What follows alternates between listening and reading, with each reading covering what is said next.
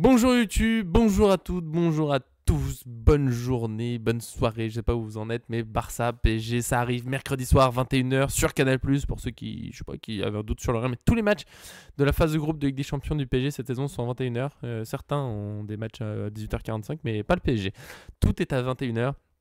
Dont ce Barça PSG au stade de Montjuïc ou Luis Companys, il a deux noms différents, en tout cas c'était pas le Camp Nou, qui n'est finalement pas prêt pour cette affiche. Est-ce que les deux équipes sont prêtes pour cette affiche? C'est ce qu'on va voir.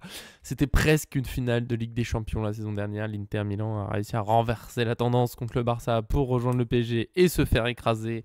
Et nous, on a bien profité. Voilà, ça sera pas le même match, ça sera pas la finale.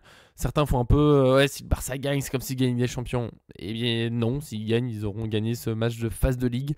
Bonjour Crazy Wisdom, ça va barder, comme tu dis, pour ce match. Comme je le dis, je suis hyper impatient qu'il arrive. Je trouve que depuis lundi, le temps passe très doucement. J'ai envie d'arriver au match pour de vrai, parce que je suis sûr que ça va être un très très beau match, même s'il y a pas mal d'absents des deux côtés, malheureusement. C'est pas la finale de Ligue des Champions. Peut-être tant mieux sur l'année dernière, je sais pas. Pour moi, on peut battre le Barça. On en reparle à la fin avec le prono. Avant ça, faisons les choses dans l'ordre et dans l'ordre. Non, dans l'ordre, oui. On a de bons souvenirs là-bas, comme tu dis, Darko. 1-4, renversement de situation en quart de finale. Bon, après, on se fait éliminer par Dortmund. Bon, quand une élimination derrière, je vais mal y repenser. La saison dernière, elle est vraiment bien. Cette année, il y a eu l'élimination qui fait un petit peu mal. N'y pensons pas trop, lançons-nous sur le groupe parisien pour cette rencontre. Pouf, ça s'affiche un petit peu haut. Le groupe, des surprises, des bonnes surprises, des mauvaises surprises. Un peu de tous les gardiens. Là, il n'y a pas de surprise. Chevalier, Safonov, Marine sont là. En défense, pas de Marquinhos. Il est blessé pour encore un petit temps, notamment jusqu'à la trêve. On verra après la trêve quand est-ce qu'il y a rien. Il n'y a pas eu de précision encore sur la date exacte, mais je pense qu'après la trêve, il sera là. Dans les autres blessés, on parlait de la finale avec des champions il y a un instant, il y a les 3 titulaires en attaque et ça pique un peu.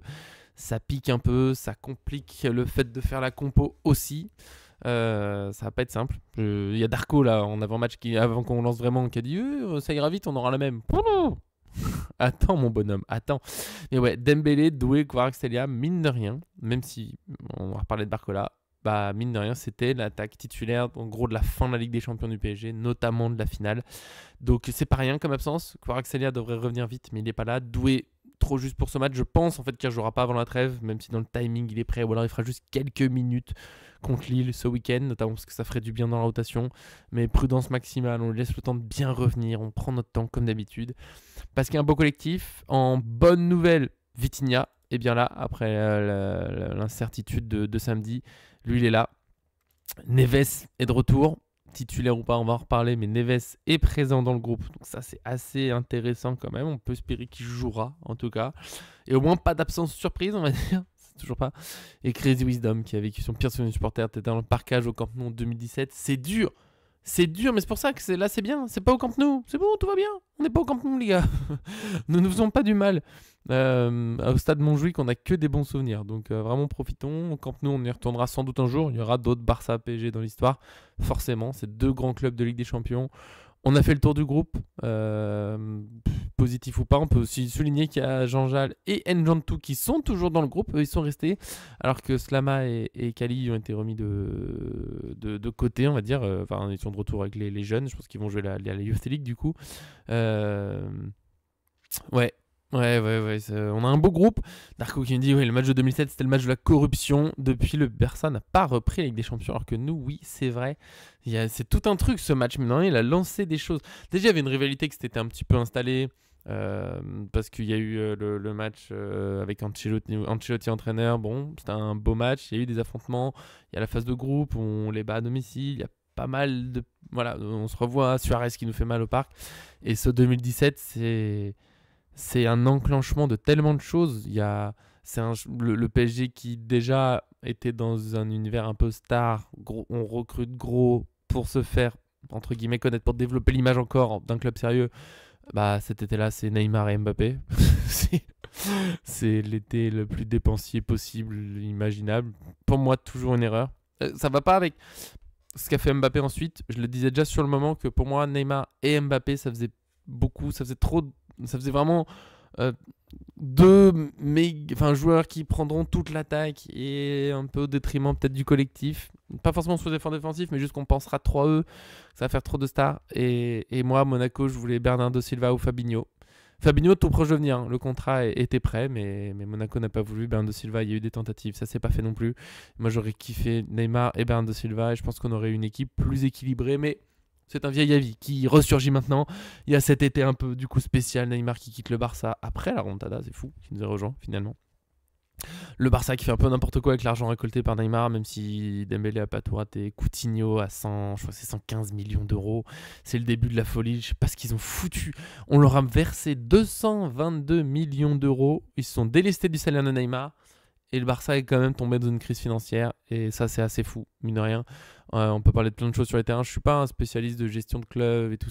Vu que j'en fais pas, voilà, mais je me demande quand même comment le Barça a pu faire pour sombrer financièrement après un tel transfert. Faut vraiment avoir fait des sacrés mauvais choix.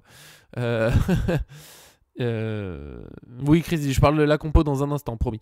Et parce qu'il veut l'incertitude de la pointe de l'attaque parisienne, et je suis bien d'accord, il y a un énorme doute.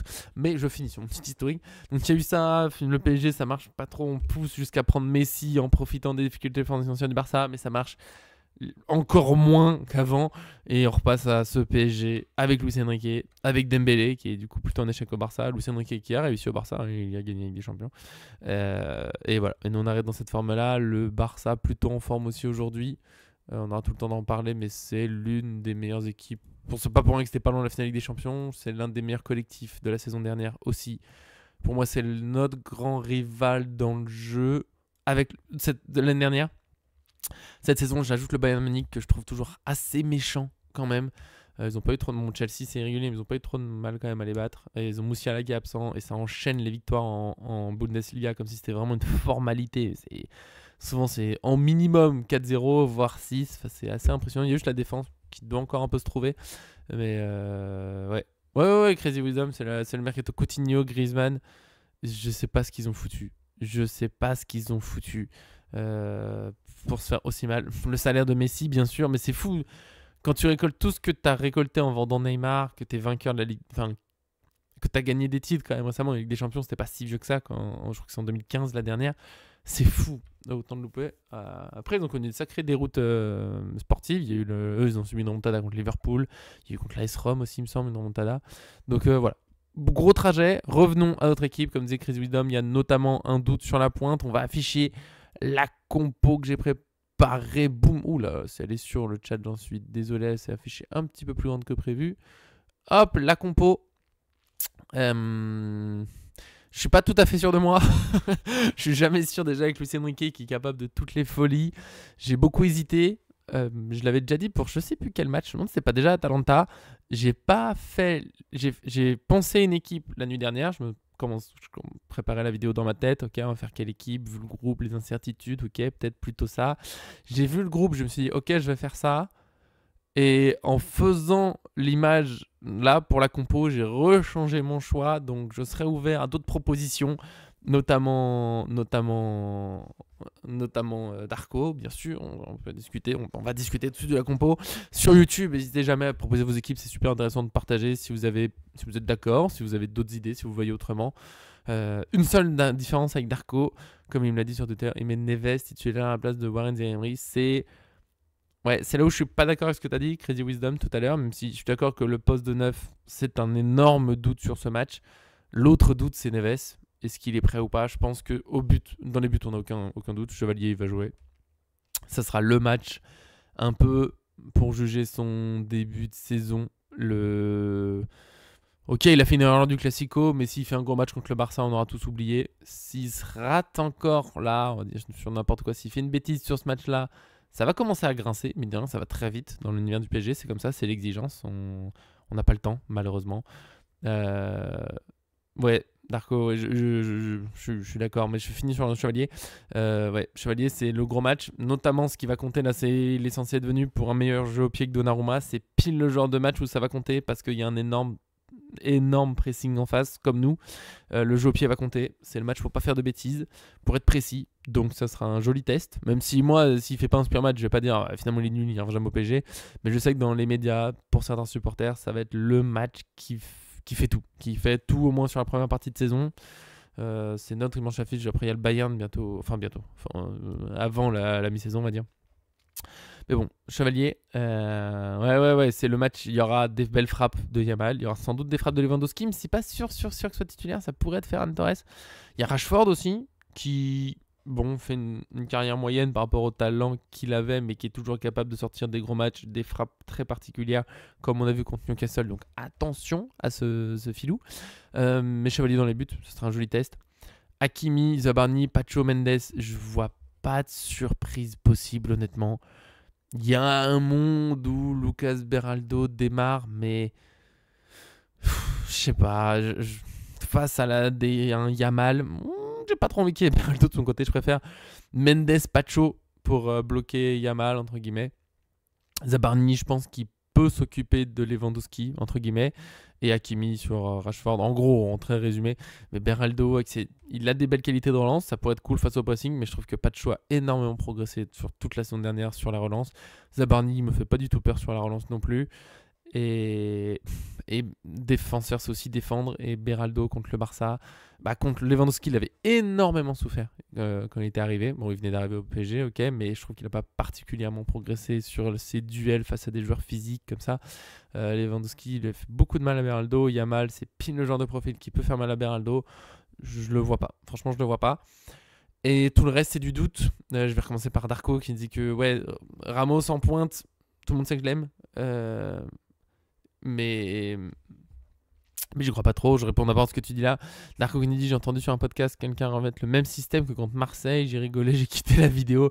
Je ne dirais pas qui ça sert à rien, mais c'est une grosse page. Ah, certains supporters nous veulent du mal. Ouais, non mais c'est clair. Je sais pas pourquoi le même système. Non, on va pas remettre Beraldo. Du coup, le même système mais sans Marquinhos avec Zabarni, Pacho, Beraldo. Faut être un peu foufou. J'y crois pas trop, clairement. Par contre, de toute façon, encore une fois, moi je le dis contre Marseille, on n'a pas joué en 3-5-2, c'est faux, je sais pas. Il y a cette idée faussement un peu installée. De toute façon, on n'est déjà pas en 4-3-3, on n'était pas spécialement en 3-5-2. Il y a Hakimi qui jouait plus ou moins ailier droit et Marquinhos qui jouait arrière droit. Faut arrêter, c'était pas plus une défense à 3 que d'habitude, toujours un latéral qui. Il y a toujours un joueur, on a toujours une ligne de 3 derrière. Hein. C'est pas nouveau, boum, c'était un 3-5-2. Il y a toujours 3 joueurs derrière, c'est juste que. Hakimi monte. Hakimi, il est très libre. Lui, il est d'abord offensif. Nuno Mendes, il monte si la situation s'y prête et si Ruiz ou Vitinha ou Neves ou Zeyemri, enfin l'un des milieux, est prêt à prendre sa place. Mais on est toujours à 3, quand on a le ballon. Souvent, c'est un 3-2-5. On peut pas se mentir. Mais bon, pourquoi pas. Soyons fous. Mais donc oui, comme disait Darko, Ramos, même moi je le mets plus, j'y crois plus, c'est fini. Enfin, j'y crois plus, je crois toujours aux joueurs. Peut-être chez nous sur un miracle. Titulaire, vu le match qui vient de sortir contre Auxerre, j'y crois pas. Il est pas assez prêt, c'est tout, c'est terrible. C'est peut-être juste un but qui lui manque pour le débloquer.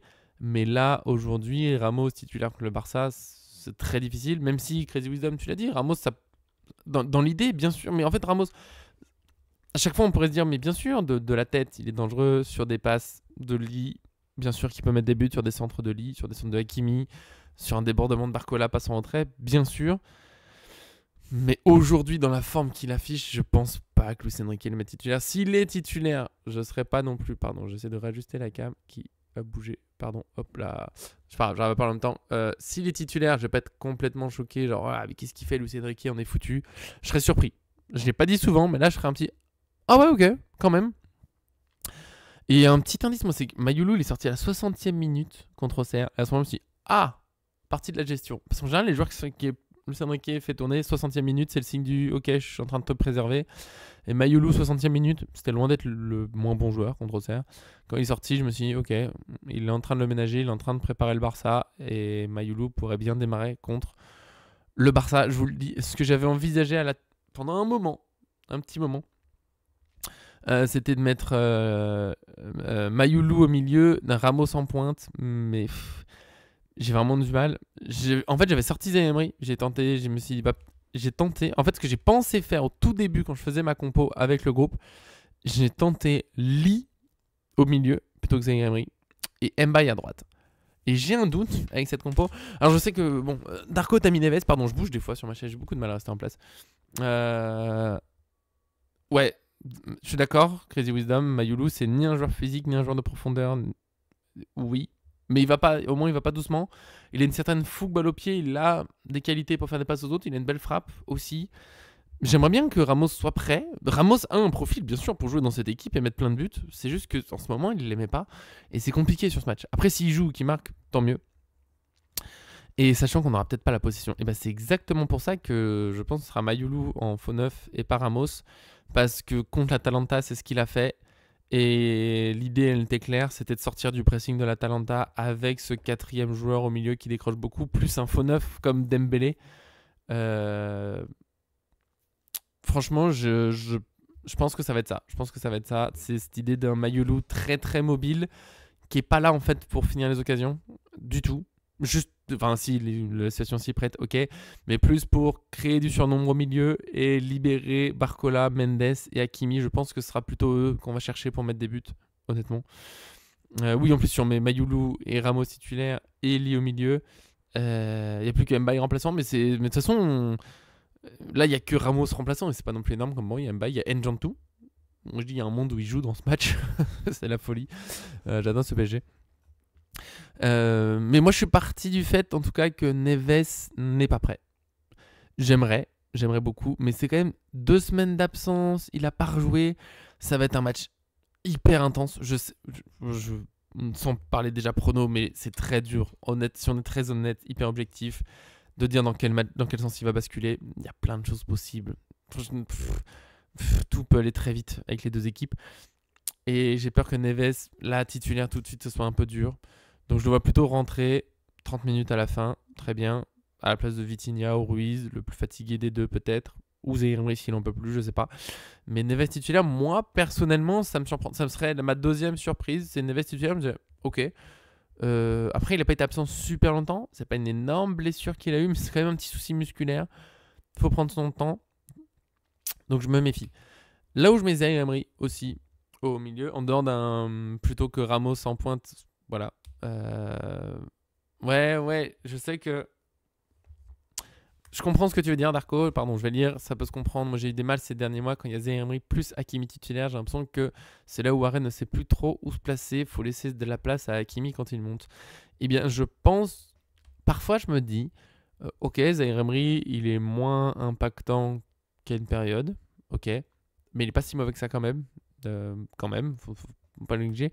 Et je me demande s'il souffre pas un peu du même syndrome que Ruiz avant que Ruiz se mette à mettre des buts, c'est qu'on a envie que les joueurs fassent certaines choses. On a envie de voir Zaïre Emery être plus décisif, très bien, mais pour l'instant il ne l'est pas, et peut-être que c'est pas son rôle. Évidemment, quand il a une situation de frappe, ça serait bien. Quand il a des situations offensives, il faudrait qu'il soit un peu plus créatif. Ok, c'est un axe de progression. Mais peut-être qu'aujourd'hui, sur ce match, de toute façon en général, et encore plus sur ce match, sa mission de toute façon ne sera pas d'être offensif. Je vois bien Zaïre Emery en plus ou moins troisième joueur, que je disais tout à l'heure, on attaque souvent en 3-2-5.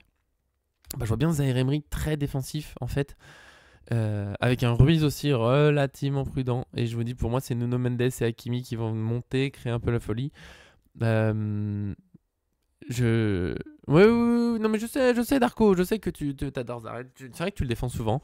Par moment, il a un peu ce souci. Il est peut-être un peu trop milieu par moment. Peut-être, t'as raison. Mais peut-être que là, il aura une mission spéciale. Peut-être que ce sera plus clair.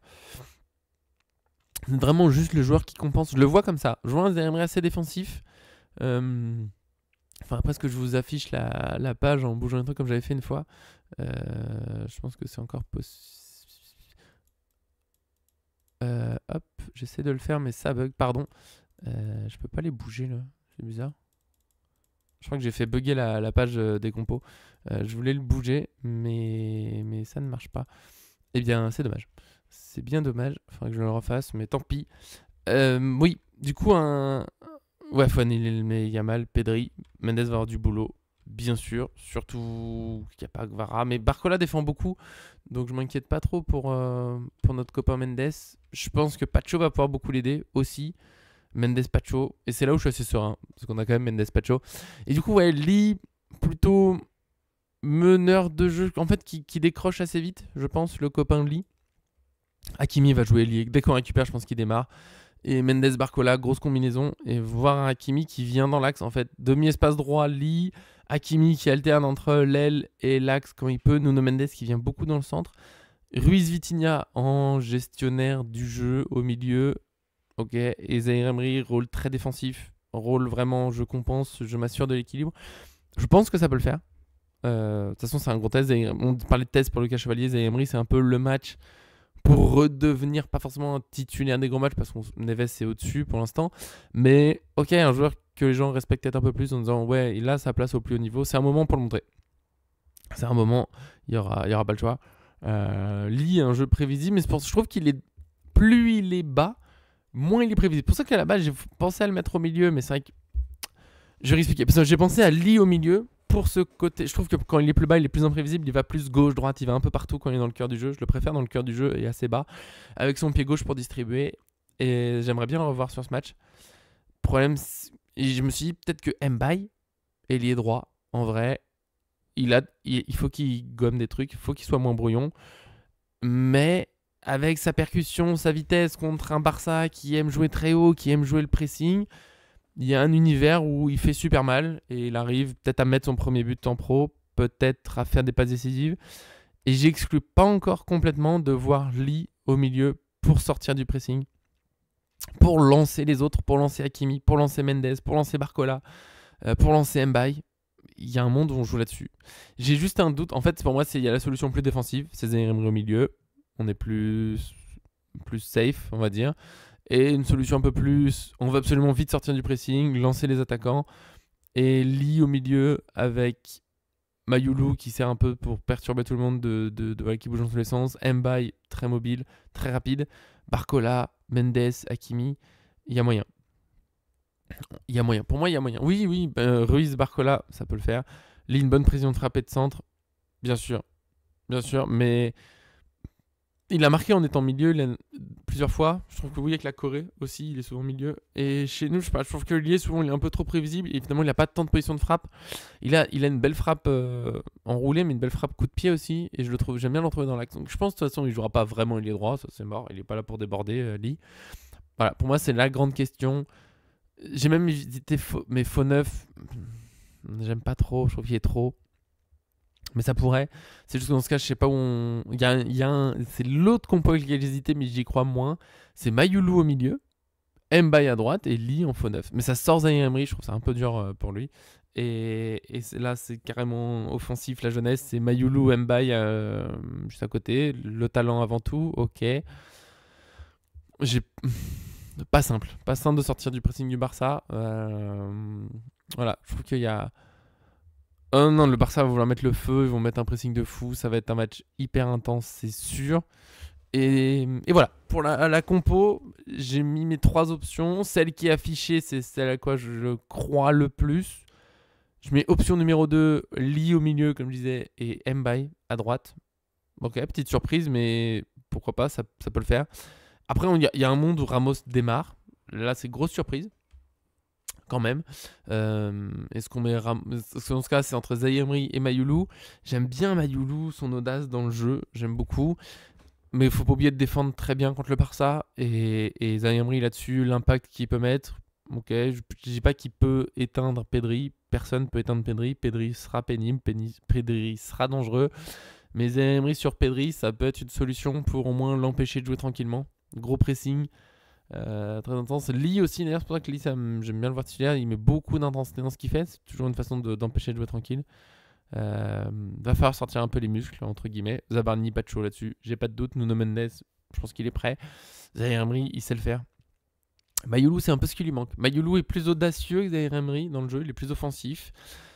Défensivement, c'est un peu plus léger. Même s'il défend, mais il y a moins d'impact. Il est moins capable. Zaïre Emery est très fort pour récupérer, repartir tout de suite. Ça, j'aime beaucoup quand il fait ça.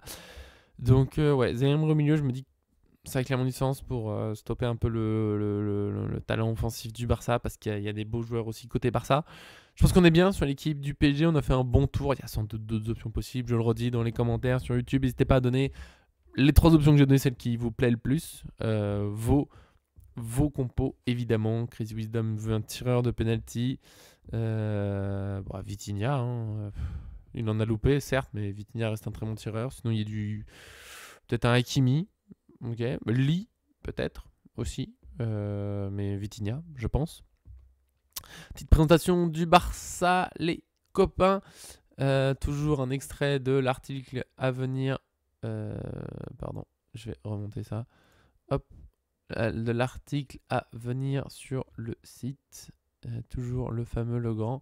Pardon, je ne sais pas pourquoi ça s'affiche comme ça et ça m'embête. J'aimerais bien que... Ok, le monde m'en veut. Il n'y a pas de souci, on va faire comme ça.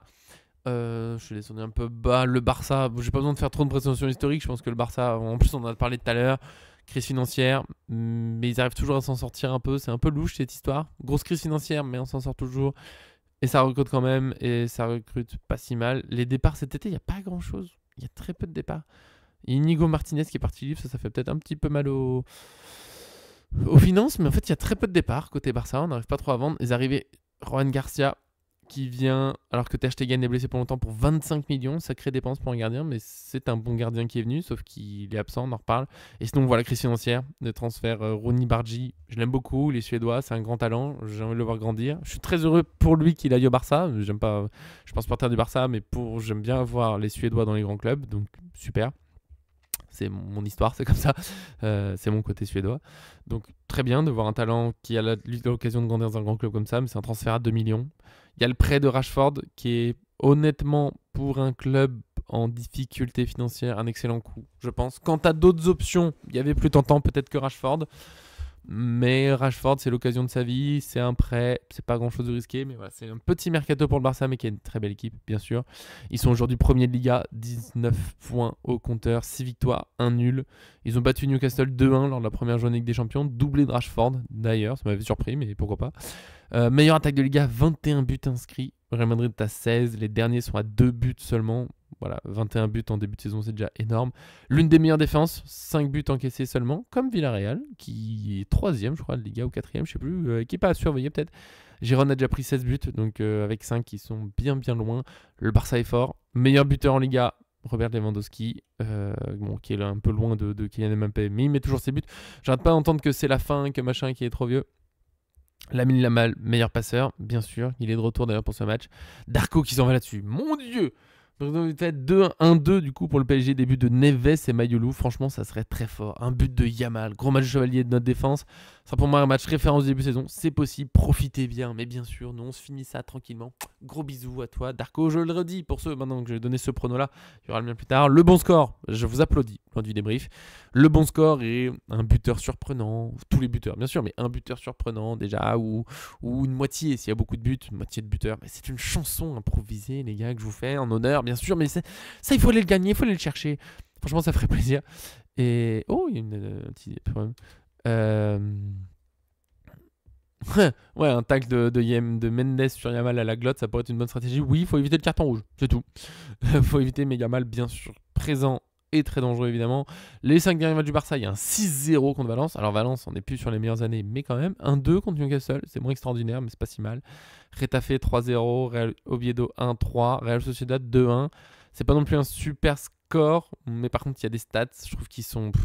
73% de possession, 65 contre Newcastle à l'extérieur, c'est assez fort. 71, 80, 75. Ça nous rappelle un autre club qu'on aime beaucoup. Au niveau des tirs, 24 tirs, 19 tirs, 16 tirs, 22 tirs, 22 tirs. On l'a compris, c'est une arme offensive. Le Barça, c'est très dangereux, ça prend pas tant de buts que ça. Va falloir se méfier. Ça va être un match de 2 équipes très offensives. Attention à ces matchs, parfois, on a ces promesses offensives d'équipes qui aiment ça, qui aiment attaquer, qui aiment avoir le ballon. Et on a un match assez décevant au final, même si, bon, décevant, sauf si on aime vraiment les détails de la tactique, de trucs, mais niveau spectacle qui peut être décevant, parce que ça se neutralise beaucoup au milieu, ça se bat beaucoup sur le milieu, sur la possession, et finalement, tout le monde fait un peu attention, et il manque des trucs. Bon.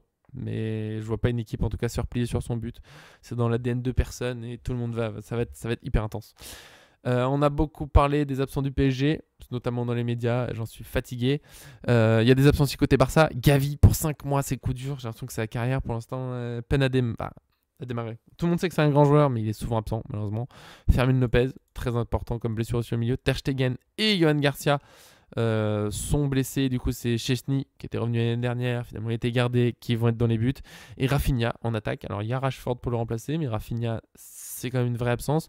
Ça fait quand même un milieu vraiment titulaire, un qui joue souvent, sans être forcément titulaire. Rafinha titulaire, le gardien en moins.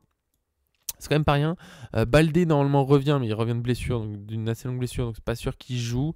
Et comme l'a dit Crazy Wisdom, la grande question c'est en pointe, une attaque probable, Lewandowski ou Ferran Torres. Il y a un vrai doute. Peut-être un Ferran Torres pour être plus mobile, peut-être un Lewandowski pour poser sur. Je sais pas. Là c'est à Flick de choisir. Rashford, Olmo, Yamal, ça paraît assez sûr. Pedri, De Jong, il n'y a pas de doute. Martin, Koubarsi, Oro, Koundé. Bon, la défense centrale peut changer. Koubarsi est un peu moins le joueur imbougeable qu'on pensait il n'y a pas si longtemps. Et il commence à y avoir des doutes. Enfin, des doutes. En tout cas, il est en concurrence. C'est pas le joueur intouchable. Voilà. Très belle équipe. Évidemment, un Barça qui aime jouer très haut, qui aime jouer le piège du hors-jeu. C'est une des équipes qui met le plus de hors-jeu à l'adversaire. Enfin, qui provoque le plus de hors-jeu de l'attaque adverse. Peut-être que les équipes vont s'adapter. Peut-être. On réaffiche la compo pour finir. Plein de choses sont possibles. Match bien sûr très intense. Torres, t'as raison, Crazy Wisdom, ça peut être pour le pressing. Ça, c'est soit Torres pour perturber plus sa défense, dans le pressing, dans des mouvements dans tous les sens, soit Lewandowski pour l'efficacité, pour l'expérience Ligue des Champions, pour le buteur terrible, pour pouvoir aussi jouer long face au pressing du PSG, ça avait bien marché. Mais est-ce que ça marchera aussi bien contre Pacho Zabarni que Beraldo à l'époque, qui avait vraiment eu du mal? Il y a plusieurs options dans les deux équipes. Des deux côtés, il y a des absents importants. Des deux côtés, il reste des super joueurs. Et Prono, donc Darko, c'était 2-1. Neves et Mayou le buteur. J'espère qu'il va y avoir le spectacle promis. Et une soirée un peu folle. Un PSG qui bat des records d'efficacité. Barcola. Je vais insister. J'ai quasiment pas mentionné pour parler de la compo parce que sa titularisation est certaine à gauche. Et j'ai parlé du test un peu pour Zaïre Emery, peut-être pour Mayoulou, Lee éventuellement, Chevalier, ouais je l'ai mentionné, et Barcola aussi. Pour moi, l'attaque titulaire avec des champions elle n'est pas là. Doué, Dembélé, Kvaratskhelia, on peut pas demander à Barcola d'être un super héros et de tout faire, tout comme il faut, partout. Mais ça fait plusieurs mois qu'il monte en puissance. Déjà avant la finale, je m'étais demandé s'il serait titulaire en finale. Il est rentré, il n'a pas marqué, il a failli, mais il n'a pas marqué. Depuis, il est quand même très fort. Très très fort, il est dans l'ascension, 23 ans, on est en train de se dire ok, il est peut-être en train de se faire une place là-haut, et c'est un match pour le montrer. Encore une fois, sans dire que tout repose sur lui, ça serait injuste, c'est un collectif, il a le droit de rater des trucs, mais il va être quand même attendu, là c'est le moment pour être un peu le leader de l'attaque, ça doit être le joueur le plus dangereux, il ne faudra pas qu'il en fasse trop, c'est un équilibre à trouver, ça va être un peu lui le déclencheur de la profondeur, de certains dribbles, peut-être de frappe. Faut pas qu'il en fasse trop, faut pas qu'il oublie les autres, faut pas qu'il se dise je suis le super-héros donc faut que j'y aille seul, que je fasse l'exploit. C'est je suis l'un des pions majeurs de l'attaque aujourd'hui. Ok, faut assurer, faut aussi être là dans le pressing. Mais j'attends un immense Barcola, peut-être, quand beaucoup regardent Yamal, je comprends, Pedri évidemment. Chez nous, Vitinha est attendu, Neves on espère qu'il sera là, Nuno Mendes, Hakimi, mais j'attends un grand Barcola. Et je suis parti sur un 4-2 pour le PSG. Je vois des buts. Honnêtement, je dis prono 4-2 pour le PSG, un peu par amour pour Paris. S'il y a 4-2, si certains disent 4-2 pour le Barça, je comprends. Franchement, je comprends. Tout est possible. Il peut y avoir un match nul. C'est un match qui peut vraiment partir dans tous les sens. Mais voilà, 4-2 pour le Barça. But de Lewandowski et Pedri. Voilà. Pas de Yamal pour moi. Il sera pas décisif par contre. Ouais. Il y aura le jeu au pied. Oui, ce que je disais, énorme test, notamment le jeu au pied pour Chevalier. Côté PSG, un doublé de Barcola. Et un but de Hakimi. Hakimi, doublé de Barcola. Et le dernier, ça dépend un peu des titulaires.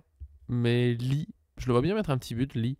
Une belle petite frappe, voilà. C'est comme ça qu'on va aller chercher un 4-2 contre le Barça. Je me souhaite que ça arrive. Là, bon, je m'en fiche des applaudissements. Ce que je veux surtout, c'est qu'on ait une victoire du PSG, ça serait magnifique. Mais voilà, 2-4 pour le Barça, ça me paraît assez correct. Bon, c'est possible. Il y a des gens qui disent match nul, des gens qui disent victoire du Barça, je comprends. On finit avec une petite tradition parifanienne. Un plat de la région adverse. Bon, je ne vais pas vous apprendre grand chose sur la cuisine espagnole.